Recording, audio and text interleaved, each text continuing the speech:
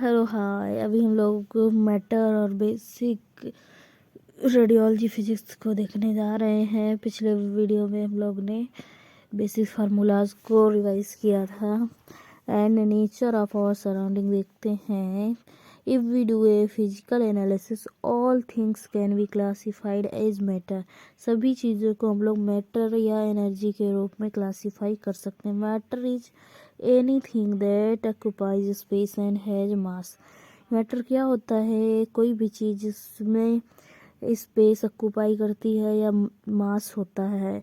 जैसे कि एक हमारा पेंसिल है, उसको अगर हम कहीं भी रखेंगे तो उसने वो जितनी बड़ी है उतनी स्पेस ऑक्युपाई की and it has some mass also and it is the material substance of which physical objects are composed and इनमें मटेरियल सब्जेक्ट होता है। All matter is composed of fundamental building blocks called atoms. सभी matter किससे बने होते हैं? Atom से बने होते हैं which are arranged in various complex ways. These atomic arrangements we will considered in the second chapter. Now a primary distinguishing characteristic of matter is mass.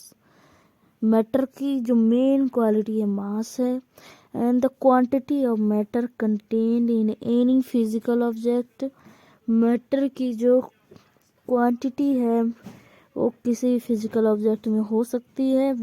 We generally use the term weight when describing the mass of an object.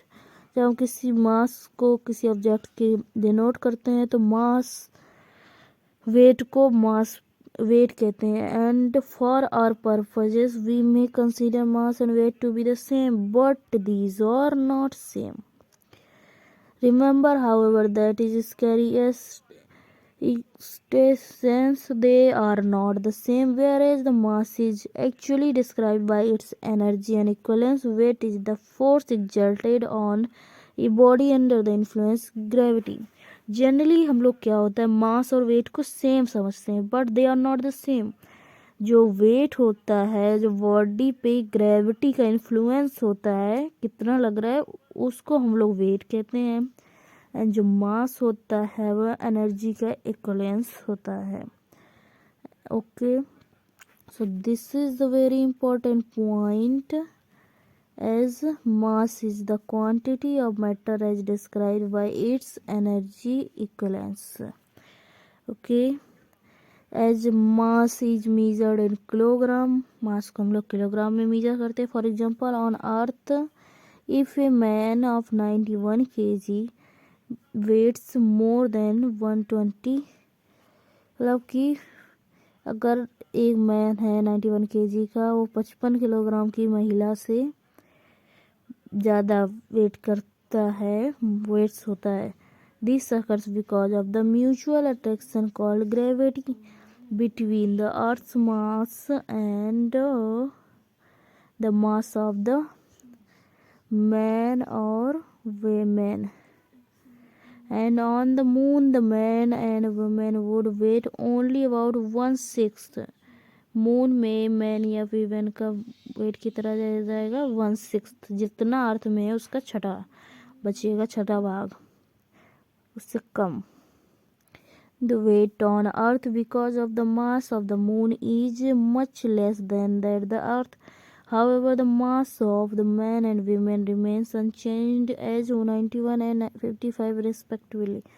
However, उनका wait change नहीं होगा, जो ratio है, लेकिन जो अर्थ के comparing में है वहाँ पे वो कम पता चलेगा। And matter and energy. Matter is anything that occupies space. Matter कोई भी वो चीज़ जो कि स्पेस ऑक्युपाई करती है। And it is the material substance with mass of which physical objects are composed. The fundamental complex building blocks of matter are atoms and molecules.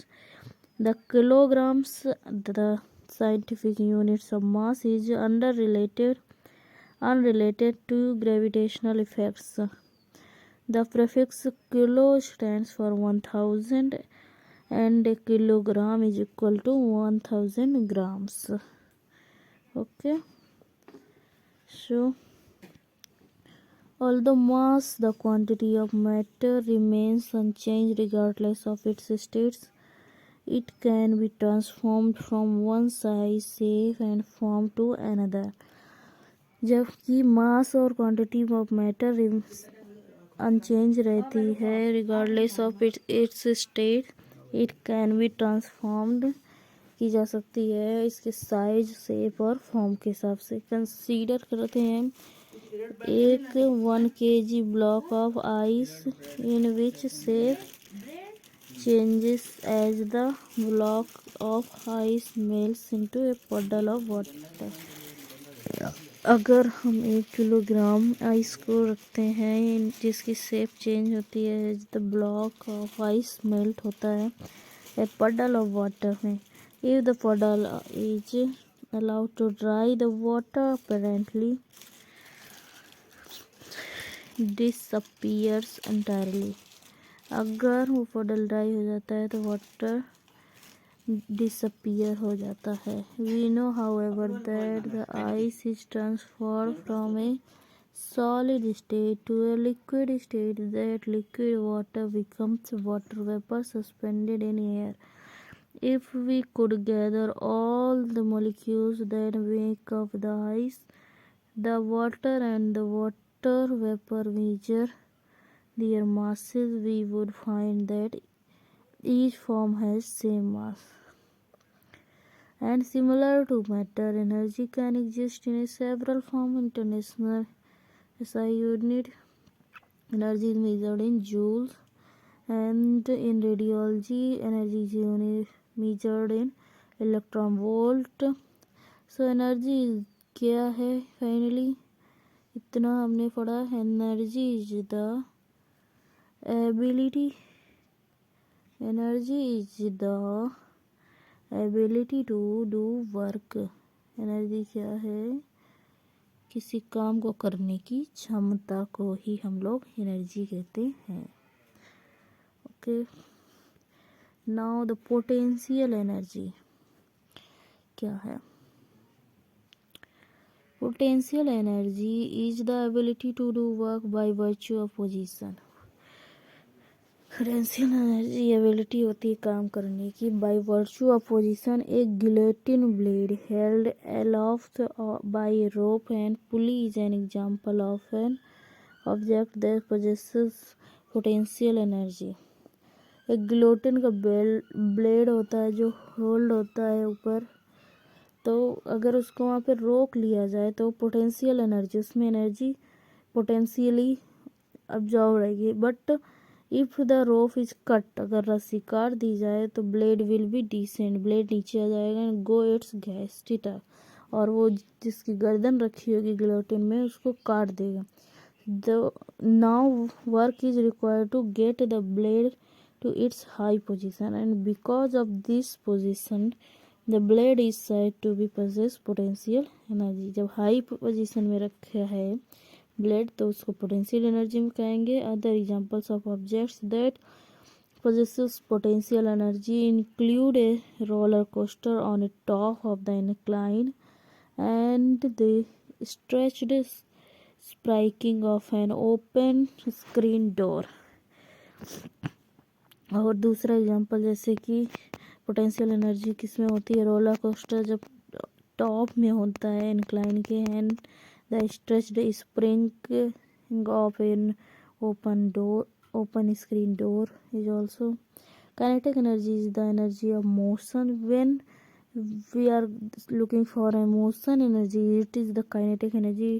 It is possessed by all matter in motion। A moving automobile, a turning windmill, एक जब कोई automobile चल रही है, एक वाइंडमिल चल रही है, फॉलिंग गिलोटिन ब्लेड, जब उस रस्सी काट देते हैं गिलोटिन ब्लेड नीचे गिर रहा है, और तो ये इन सब में कौन सी एनर्जी होती है, kinetic energy. These systems can all do work because of their motion.